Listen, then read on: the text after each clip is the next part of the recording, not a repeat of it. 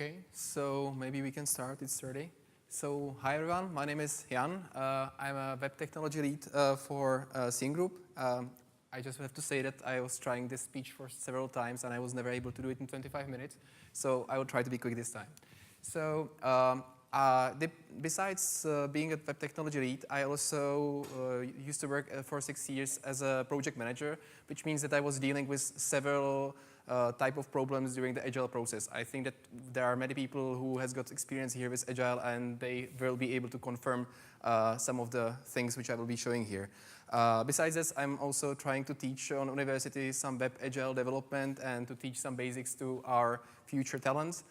And in Scene Group, which is an outsourcing nearshoring company with approximately 50 projects running in parallel in every time, we have got very broad domain coverage, which means that I've got experience with several type of projects because I think that something can be messy in the project. On different type of projects, different things can get messy, as well as we have got very big distributed teams, and that's also a very interesting topic to touch. Okay, but the reason for this talk, well, if you saw the latest Agile survey, you can see that approximately 60% of projects or respondents said that they are still maturing with adopting Agile. Agile is here from 2000 I think, or 2004, and still we have got problems. And if you count it together with 16s, which are just experimenting with it, you see a huge number of projects dealing with Agile and how to adapt it. I don't know how about you, but I do not like very theoretical presentations or talks, and I like if I can take something practical. So I was trying as much as possible to do this practical, to give you something out of this. And when you don't know how, you should ask God.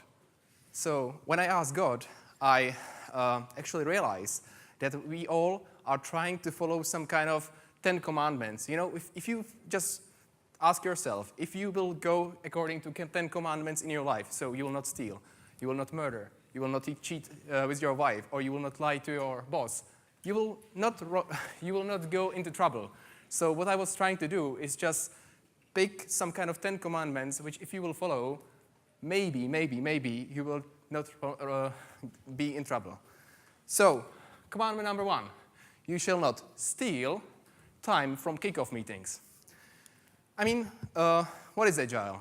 Many people think that Agile is just projects which can start immediately with no requirements. Just let's do it, we have got one A4 requirement, that's it. Some of the projects are starting with some kickoff, but usually the kickoff serves only for, okay, going through the backlog and that's it. But I think that kickoff meetings are a big success driver of the whole project. I mean, there's plenty of things which can be described there, and if they are not described on the beginning, you can get easily into trouble. So, what I think that maybe some of you are doing, but some of you can get inspired, what the agenda of the kickoff meeting can look like, is that, okay, for sure you will go through the product backlog refinement, but if you are going through the functionality requirement, do not forget about talking what is out of scope. I mean, out of scope for the milestone. So, for instance, we have a login feature, but we don't include login via social networks. But if you don't explain it, on the beginning, you can get into troubles in the future at the end of the project. As well as talking about prerequisites, try to connect the features how they depend on each other. If some features should be done before, and to have this bridge which connects at the end. Same as just prerequisites with some other teams which are working on, for instance, some sub-projects which connects to it. As well as talking about non-functional requirements.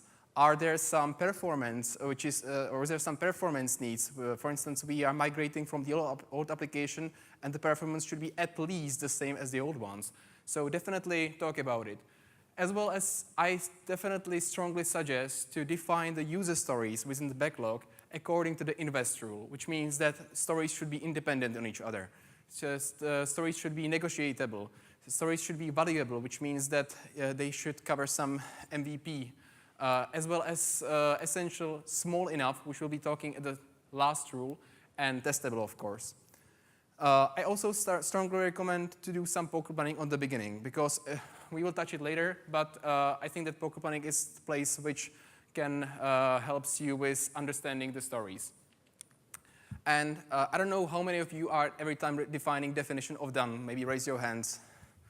Very good. I like to see that, because last time I said it, that nobody raised a hand.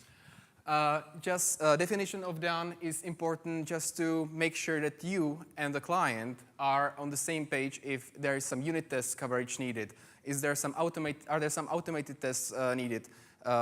Is there going to be some acceptance phase, and how big? So definitely define this.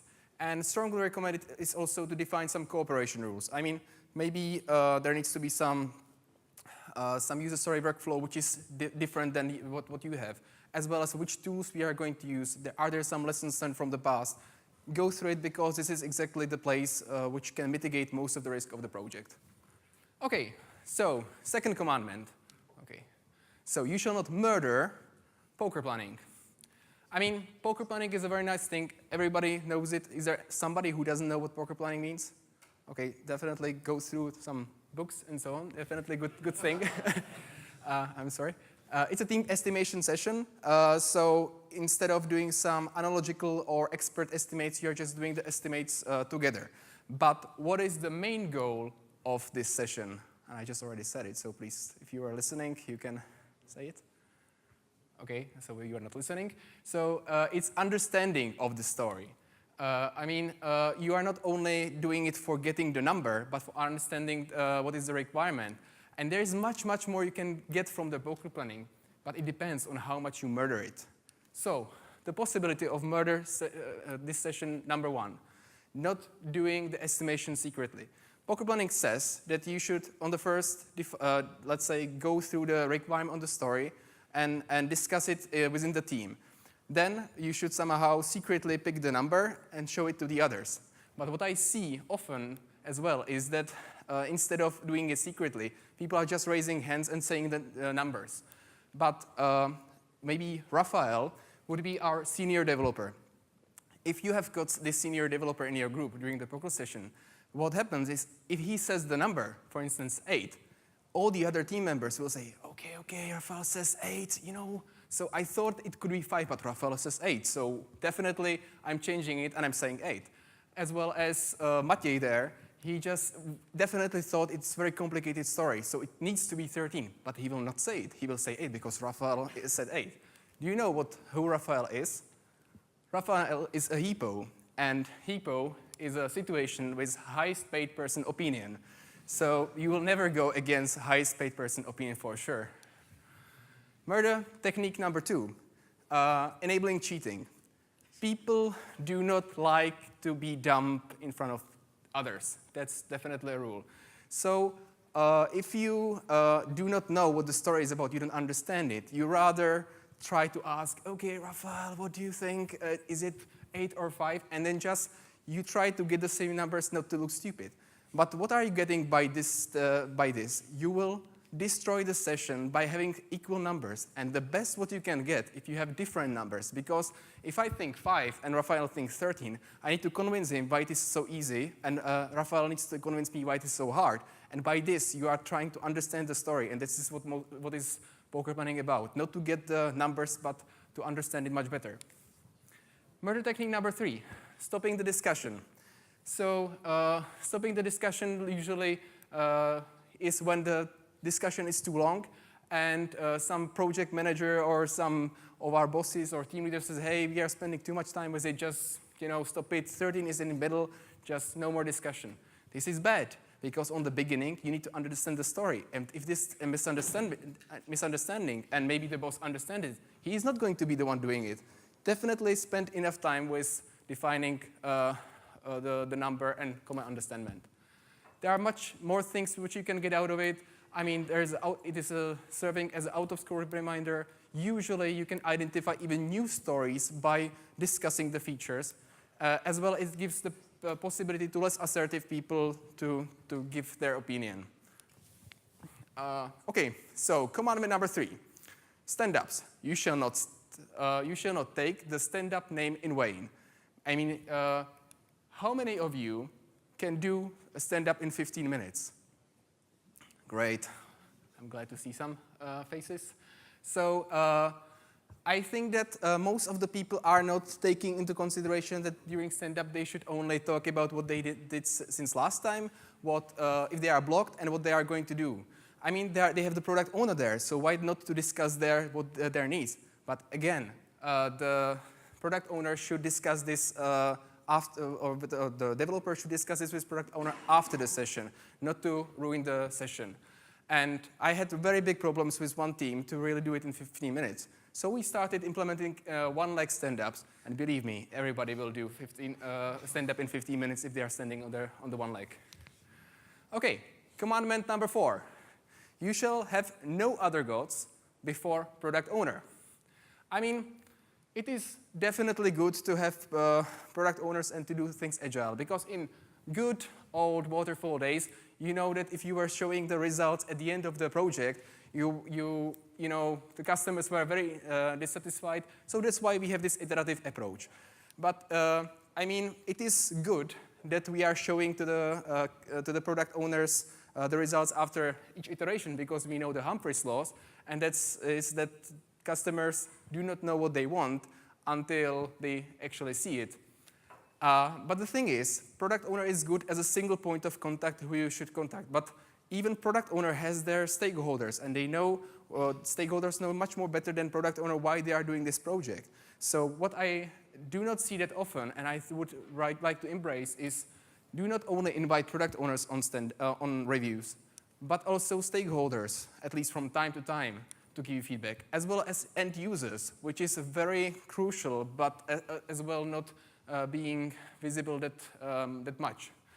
And as well as product owner of other teams. If you have got some dependencies of some team who is working on, I don't know, some other part, if you have got front end separated from back end and teams from some reason are not working together, definitely the product owners needs to co-work together.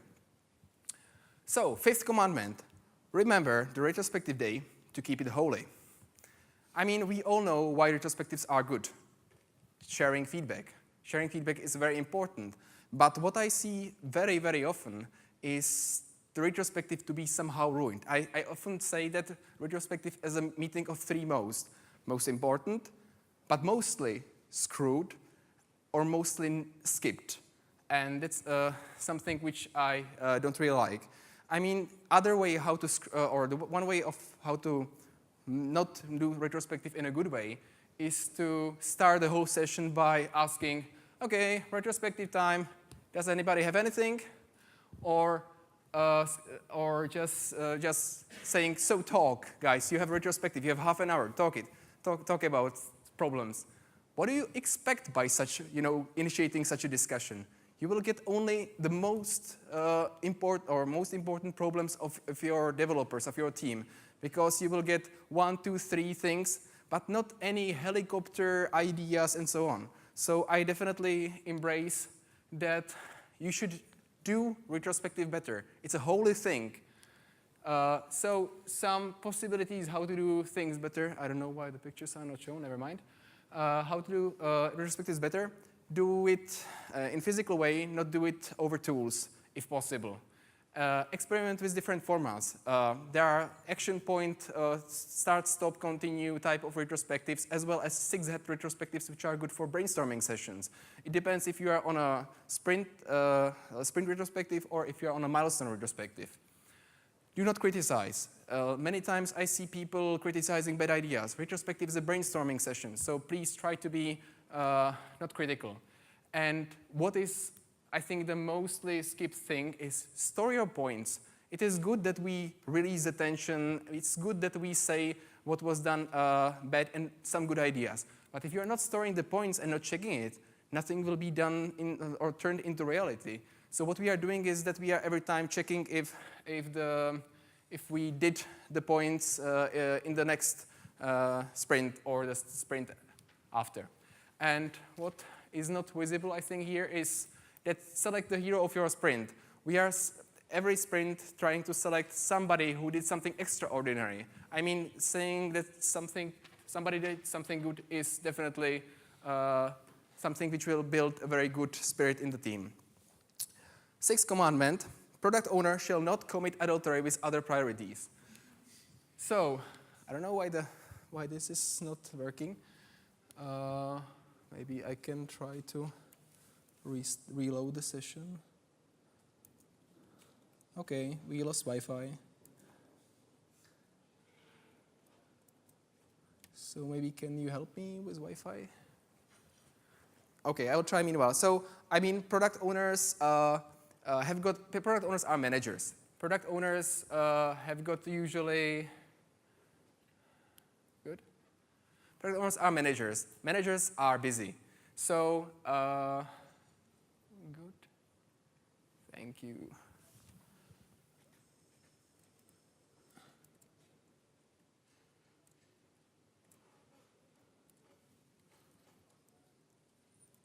Okay. Yes.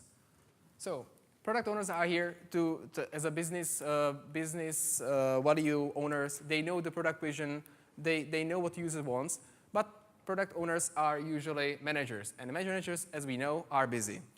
But I want to embrace that not only developers and the developer team can be the one who can create a delay.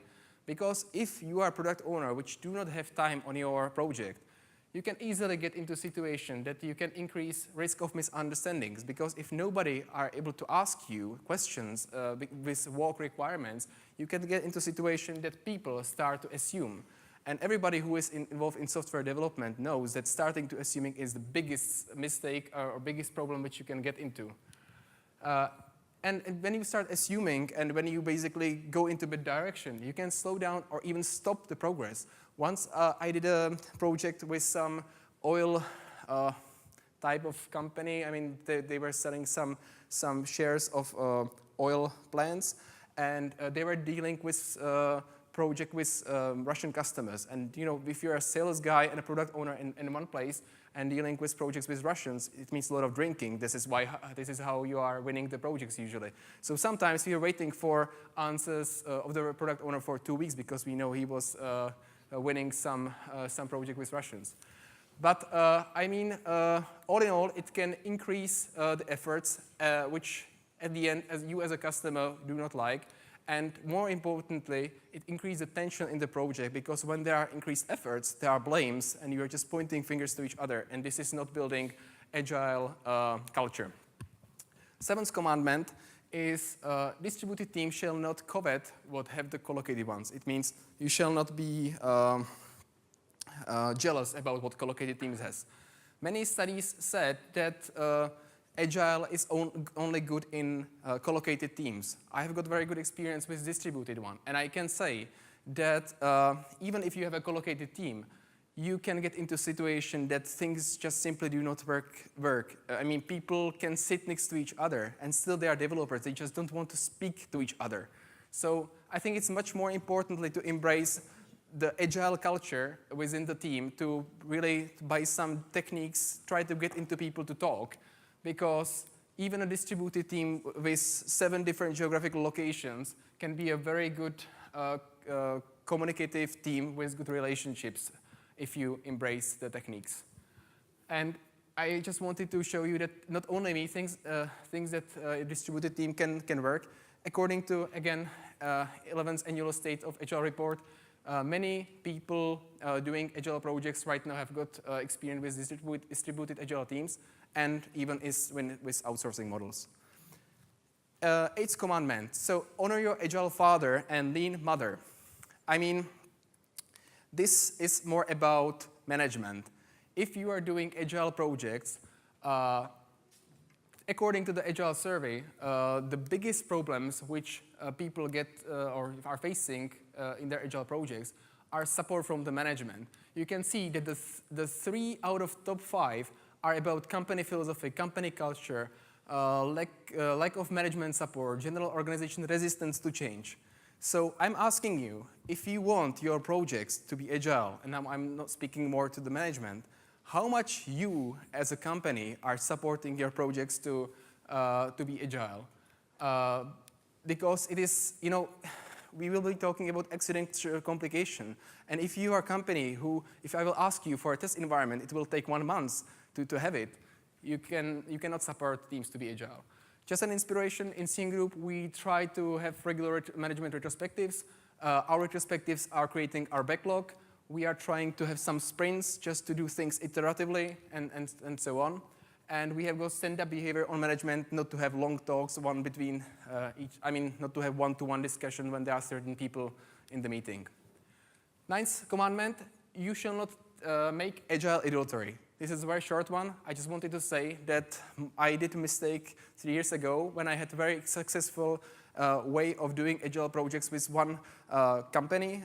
I did 9 projects for them, and I was trying to just do the same new project with a totally new customer the same way. You cannot just take it and do it the same way. Different projects, different customers, different teams needs a special tailor-made approach, and you cannot do agile according to the books. 10th and the last commandment is here just to give you something where you can inspire from, and when I inspired from, and it's something advanced. So you shall not bear false estimates to your product owner. Yesterday, you heard a speech about estimations, and I just have a feeling that based on some, and this is from a no estimate book, usually you are also dealing with this problem that estimations are not perfect according to what you estimated. So you can see here is the ideal case, 75 was estimated and 75 was the result, or even lower. But you can see here that estimated was 7 and this is the result. So why do not estimates work, from my opinion, as well as from Vasco Duarte? Estimations have got philosophical aspects because they are personal. If I will ask you as a boss to win this project, you will try to be optimistic because you want to win it, and everything what you will do will be optimistic. As well as if I will know that Rafael will get increased, if his estimations will be correct, he will try to be as pessimistic as possible just to have it correct. So second point why estimations are not even good is that there is a Parkinson law, which says that the work expands so as to fill the time available for its completion, which means that you are just pushing people to people are lazy, and they will just start slow and be very, very fast at the very end because they will see the tight deadlines. And third thing is accidental complication. If you will be implementing or estimating a story for taxes, you have got the taxes has got some essential complication, how it is complicated by itself to how many conditions it has. But accidental complication is for example, how long we are waiting for the test environment to get, how people are learning the code, and so on.